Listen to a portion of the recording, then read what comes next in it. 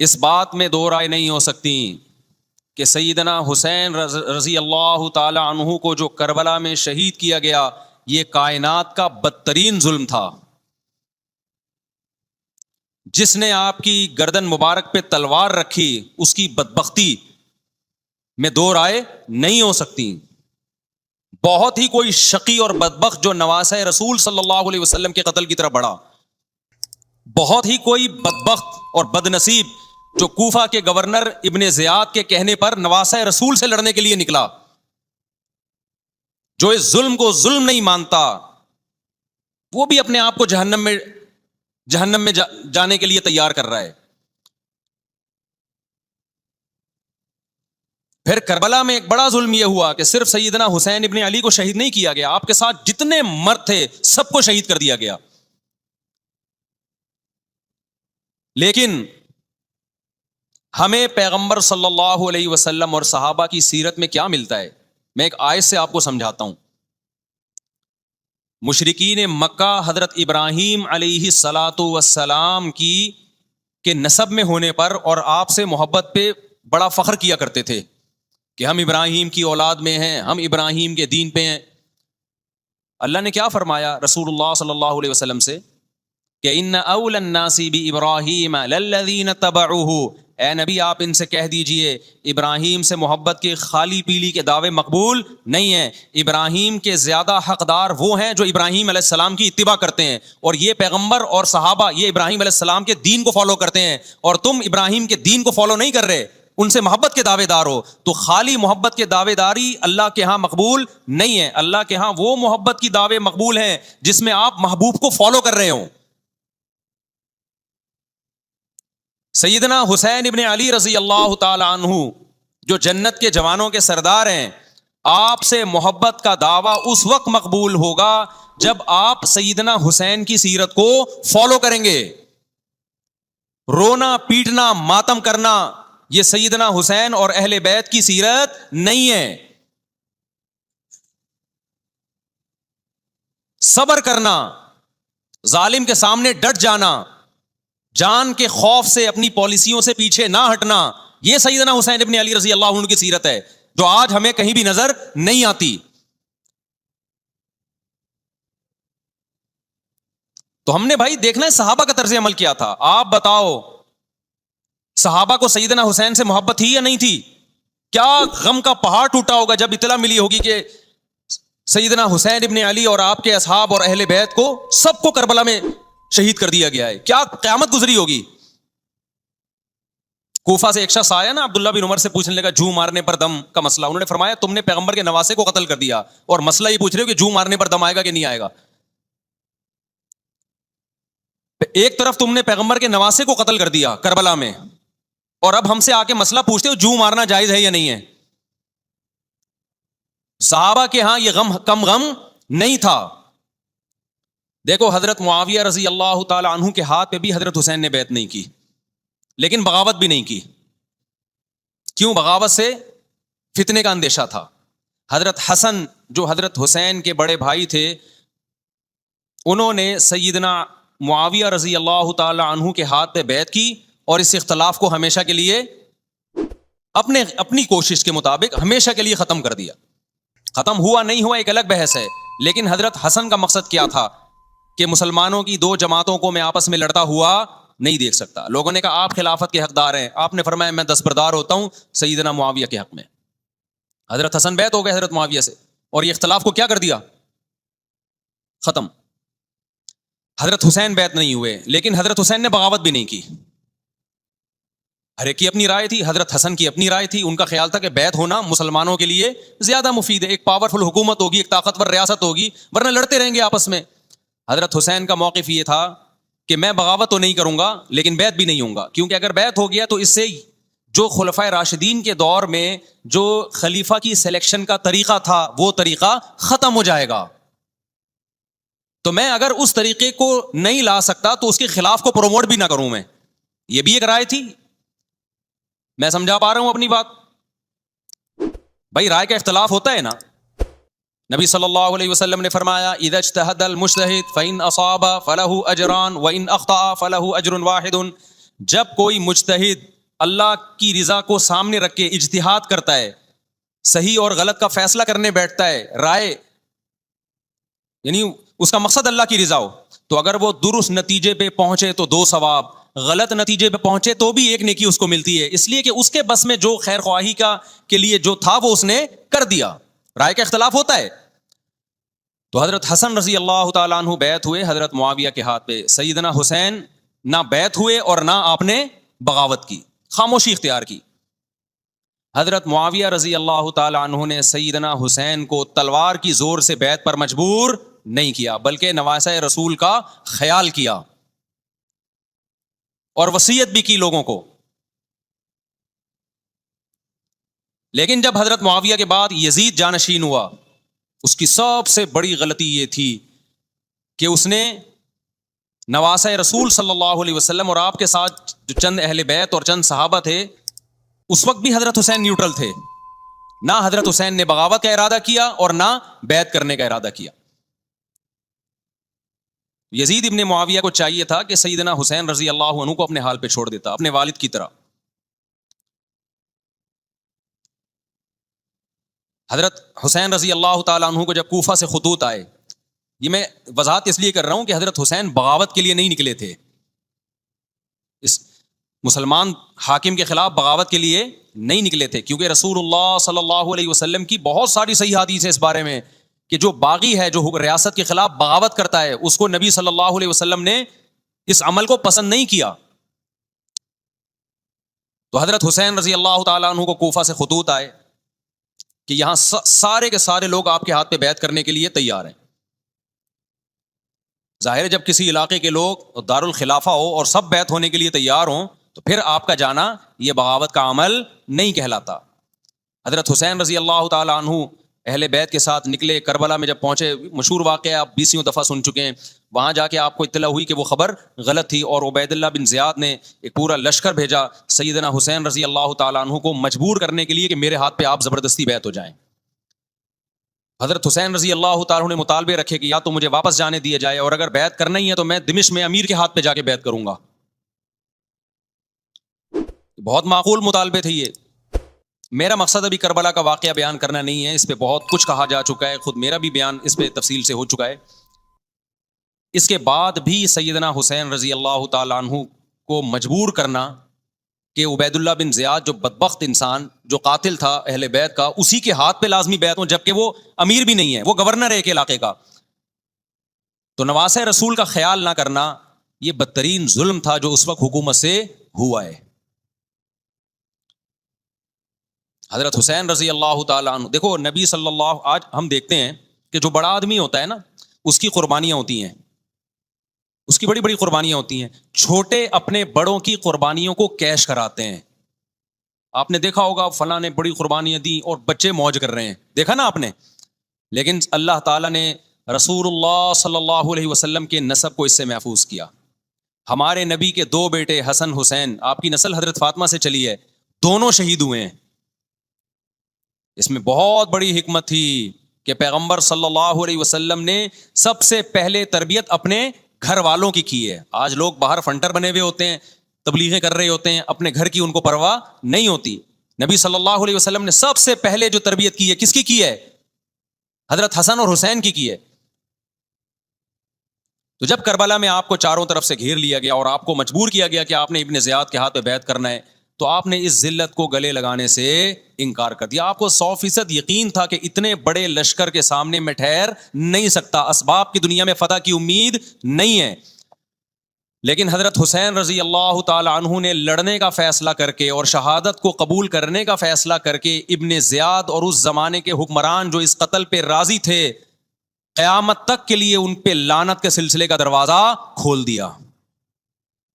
بعض دفعہ اللہ بھی یہ چاہتے ہیں کہ بدبختوں کو ڈھیل ملے تاکہ ان کا جرم سنستدرجہم من حیث لا یعلمون، قرآن کہتے ہیں نا ہم ان کو ڈھیل دیں گے، ان کو برائی میں ہم آگے بڑھنے دیں گے، ایسے بڑھنے دیں گے کہ ان کو خود بھی پتہ نہیں چلے گا، تاکہ قیامت کے دن ان کا عذاب ان کو کئی گنا بڑھا کر دیا جائے۔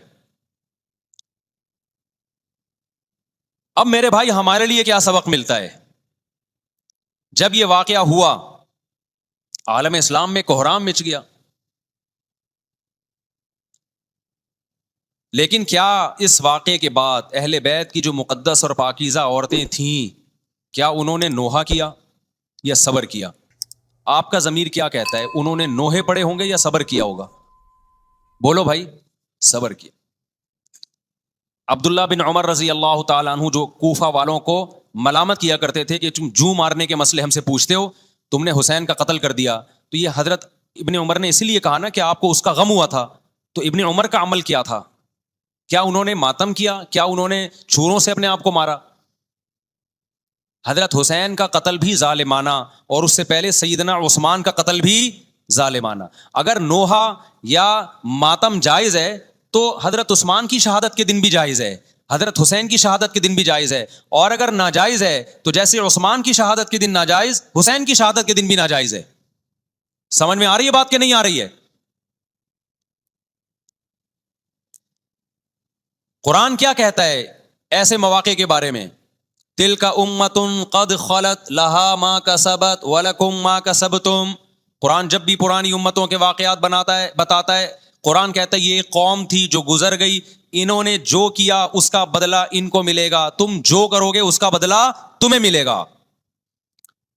تو ہمیں اللہ نے اس واقعے میں بھی بتا دیا کہ سیدنا حسین کا واقعہ، کربلا کا واقعہ جب سنا کرو تو یہ سوچا کرو یہ قوم تھی جو گزر گئی، جس نے اچھا کیا، حسین ابن علی نے اچھا کیا، ان کو اس اچھائی کا بدلہ ملے گا۔ اور جو حضرت حسین کے قتل کے حضرت سیدنا حسین کے مبارک خون سے جن کے ہاتھ آلودہ ہوئے، کیونکہ قتل کیا نا انہوں نے، تو لہا ما کسبت، ان کو اس ظلم کا بدلہ بھی ملے گا۔ تو ہمارا کام کیا ہے؟ ہم نے فالو کرنا ہے حسین کے راستے کو، نہ کہ حسین کے نام پہ ہم نے ماتم کرنے ہیں۔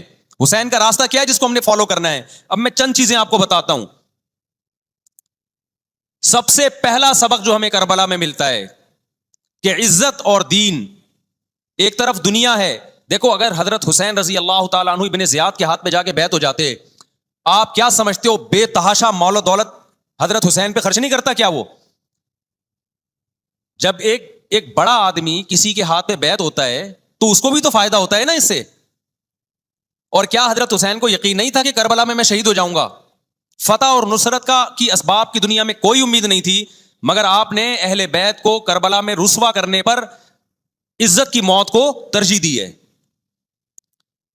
آج اگر آپ میں یہ ظرف ہے کہ آپ عزت کی موت کو ذلت کی زندگی پر ترجیح دیتے ہو تو پھر آپ حسینی ہو۔ نہیں آئی بات میرا خیال ہے سمجھ؟ سیدنا حسین کی سخاوت کے واقعات ہیں۔ سیدنا حسین باغی نہیں تھے رضی اللہ عنہ۔ پھر جو اہل بیت کا طرز عمل کیا تھا، محرم میں کیا کیا ہو رہا ہے میں آپ کو بتاتا ہوں۔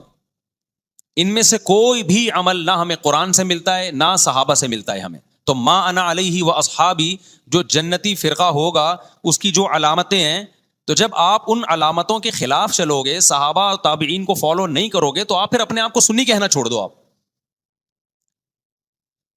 بتاؤ مجھے اسلام میں کوئی مہینہ منحوس ہے؟ بولو نا، کوئی مہینہ منحوس ہے؟ تو آپ محرم کو منحوس کیوں کہتے ہو؟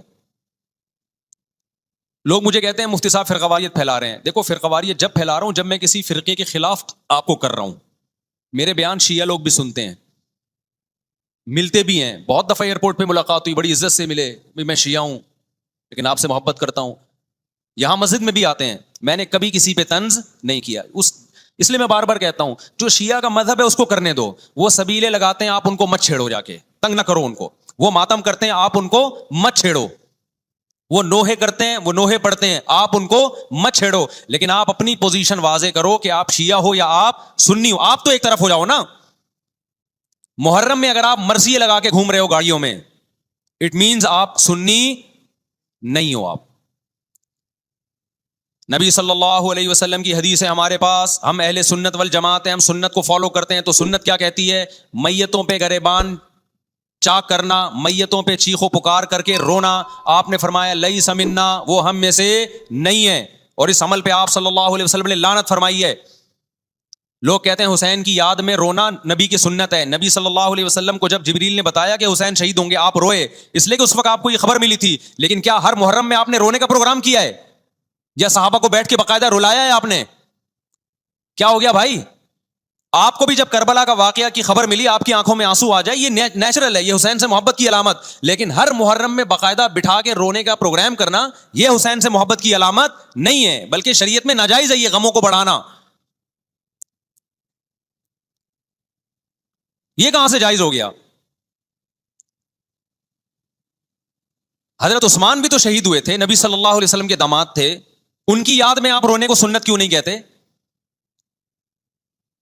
ہماری نظر میں حسین کا قتل بھی بہت بڑا ظلم اور سیدنا عثمان کا قتل بھی بہت بڑا ظلم تھا. دونوں مظلوم تھے، دونوں مظلوم شہید تھے، ہمیں دونوں کی شہادت پہ غم ہے، لیکن ہم اس غم کو مناتے نہیں ہیں. اسلام میں غم منانا سنت نہیں ہے. دیکھو جعفر طیار رضی اللہ عنہ، نبی کے چچا زاد بھائی، اہل بیت، جب آپ صلی اللہ علیہ وسلم نے ان کو لڑائی کے لیے میدان جنگ میں بھیجا، رومیوں سے لڑائی تھی، حضرت جعفر طیار کی 4 بیویاں تھیں. جب نبی صلی اللہ علیہ وسلم مسجد نبی میں بیٹھے، آپ کو فرشتوں نے اطلاع دی کہ جعفر طیار شہید ہو گئے. آپ صلی اللہ علیہ وسلم کی آنکھوں سے آنسو. یہ آنسو اس وقت نکلے جب عین شہادت کی اطلاع ملی ہے، اس وقت آنسوؤں کا نکلنا محبت کی علامت ہے. آپ نے صحابی رسول کو بھیجا کہ جاؤ آپ کی زوجات کو، بیویوں کو جا کے خبر دو کہ جعفر طیار شہید ہو گئے. کیا قربانی تھی صحابہ کی، آپ دیکھو ایسے جوان تھے جعفر طیار، خوبصورت جوان. غزوہ بدر میں جب مشرکین مکہ نے یہ نعرہ لگایا کہ حل میں مبارز، 3 سردار آئے، انہوں نے کہا پہلے تمہارے اندر سے 3 بہادر آئیں ہم سے لڑیں. دیکھو عربوں میں یہ ہوتا تھا کہ جب جنگ کے لیے 2 فوجیں آمنے سامنے کھڑی ہوتی تھیں تو پہلے دونوں طرف کے بہادر ترین لوگوں کی لڑائیاں ہوتی تھیں کہ جب تک دونوں میں سے ایک قتل نہیں ہوگا لڑائی شروع نہیں ہوگی. تو آپ کو پتا ہے کہ اس میں بہادر ترین لوگ نکلیں گے نا جو لڑنا جانتے ہوں. مشرکین مکہ کی طرف سے 3 یا 4 بڑے بڑے سردار آئے لڑائی سے پہلے، بدر میں لڑائی سے پہلے. انہوں نے نعرہ لگایا حل میں مبارز، کوئی ہے تم میں جو پہلے ہم سے لڑے؟ یعنی ادھر سے ہم 3 ہیں تو ادھر سے بھی کتنے چاہیے؟ 3 بندے. ادھر سے انصار صحابہ آئے. مشرکین مکہ نے کہا لیسو بی اکفائنا، یہ ہمارے جوڑ کے نہیں ہیں، قریشی ہاشمی چاہیے، ہمیں ہمارے نسب کے لوگ ہونے چاہیے. تو ادھر سے نبی صلی اللہ علیہ وسلم نے حضرت علی کو بھیجا اور حضرت جعفر طیار کو بھیجا. جن صحابہ کو بھیجا ان میں حضرت جعفر طیار بھی تھے. حضرت جعفر طیار رضی اللہ تعالی عنہ اور سیدنا علی مقابلے میں غالب آ گئے. خوبصورت صحابی، نجاشی کے سامنے آپ نے تقریر کی ہے، ہجرت کی ہے نا جب حبشہ کی طرف، تو نجاشی نے پوچھا جعفر طیار سے کہ تمہارے پیغمبر جو کلام لے کر آئے ہیں وہ سناؤ. حضرت جعفر طیار رضی اللہ تعالی عنہ نے سورہ مریم پڑھنا شروع کر دی. کاف ہا یا عین صاد ذکر رحمت ربک عبدہ زکریا اذ نادى ربہ نداء خفیا قال رب انی وہن العظم منی واشتعل الرأس شیبا ولم اکن بدعائک رب شقیا وانی خفت الموالی من ورائی وکانت امرأتی عاقرا فہب لی من لدنک ولیا.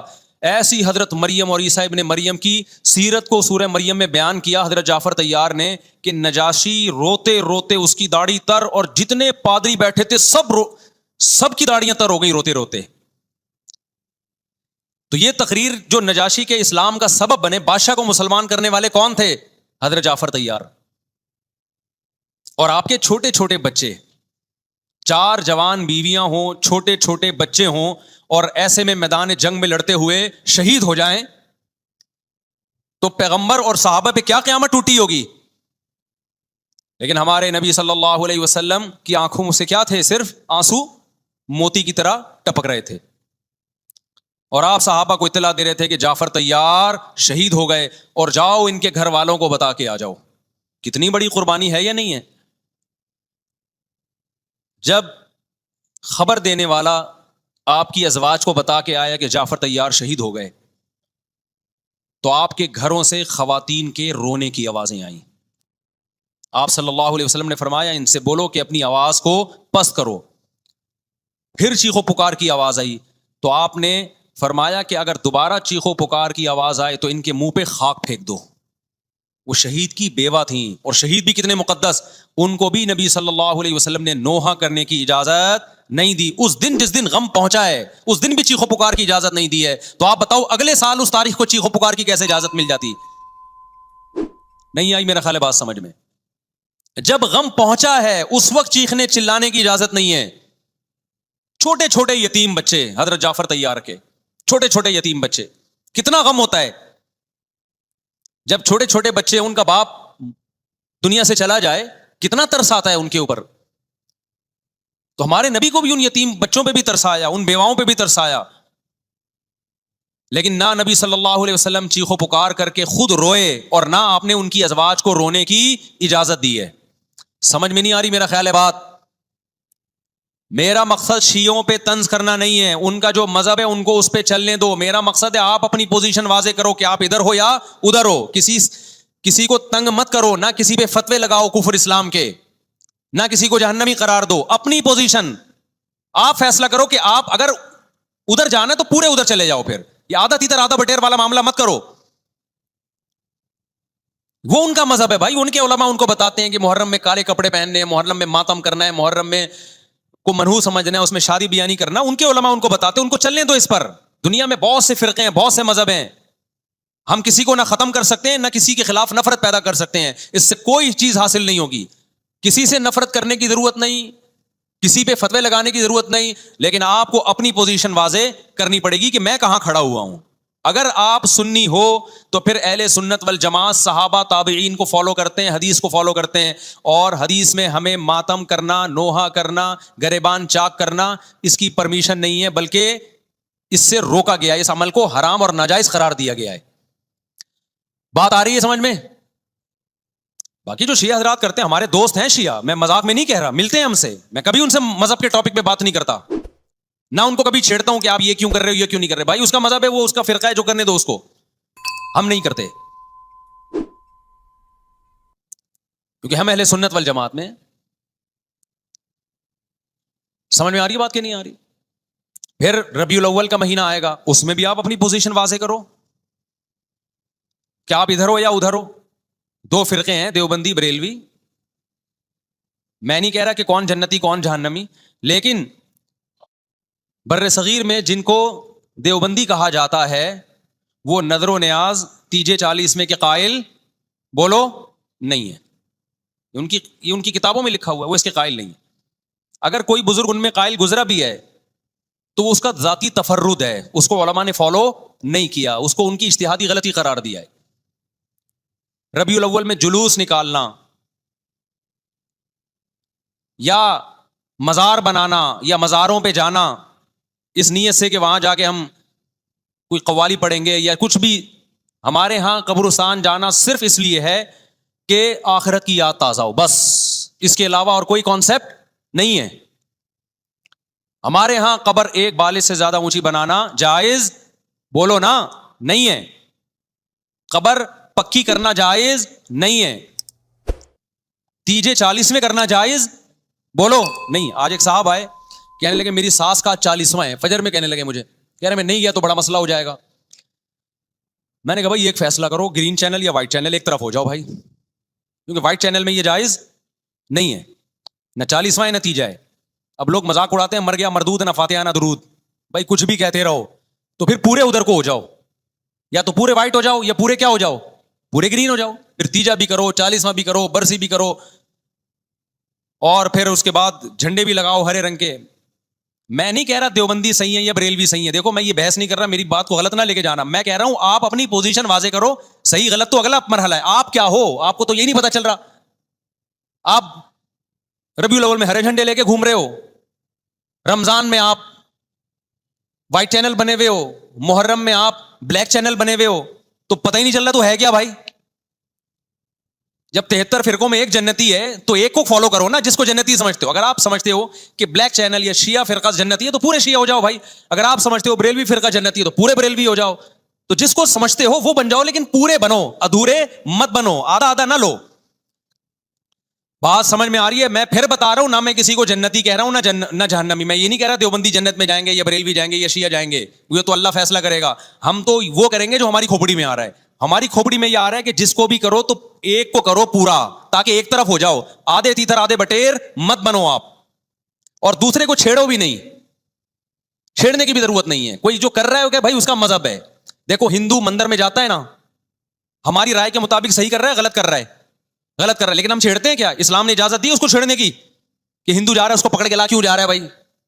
اسلام بولا ہے بھائی لکم دینکم ولی دین, تمہارے لیے تمہارا دین, ہمارے لیے ہمارا دین. لا اکراہ فی الدین, دین میں زبردستی نہیں ہے, جو کر رہا ہے اس کو کرنے دو. تبھی اسلامی تاریخ میں کوئی ایک مندر بھی ہمارے علم میں نہیں ہے کہ اس میں ہندوؤں پہ پابندی لگی ہو کہ مندر نہیں جا سکتے. جب تک اسلامی حکومتیں رہی ہیں, ہندوستان میں 1000 سال مسلمانوں نے حکومت کی ہے.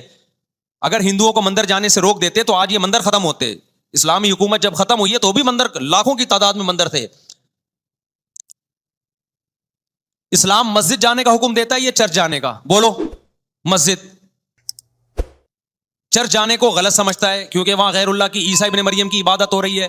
لیکن کیا اسلام آپ کو پرمیشن دیتا ہے کہ کوئی عیسائی چرچ جا رہا ہو تو آپ اس کو روکو کہ تو یوں جا رہا ہے بے, مسجد میں آ؟ اجازت دیتا ہے؟ یا اسلام یہ کہتا ہے کہ اس سے بدتمیزی شروع کر دو آپ؟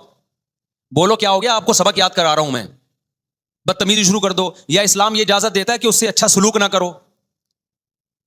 قطعاً اجازت نہیں, بلکہ قرآن تو کہہ رہے ہیں ان اللہ یحب المقسطین, جو غیر مسلم تم سے لڑ نہیں رہے میدان جنگ میں, ان سے تمہیں اچھا سلوک کرنا پڑے گا, کیونکہ اللہ اچھا سلوک کرنے والوں کو پسند کرتا ہے. صحابہ کرام غیر مسلموں کو بھی ہدیے دیا کرتے تھے, نبی صلی اللہ علیہ وسلم نے یہودیوں کو بھی ہدیے دیے.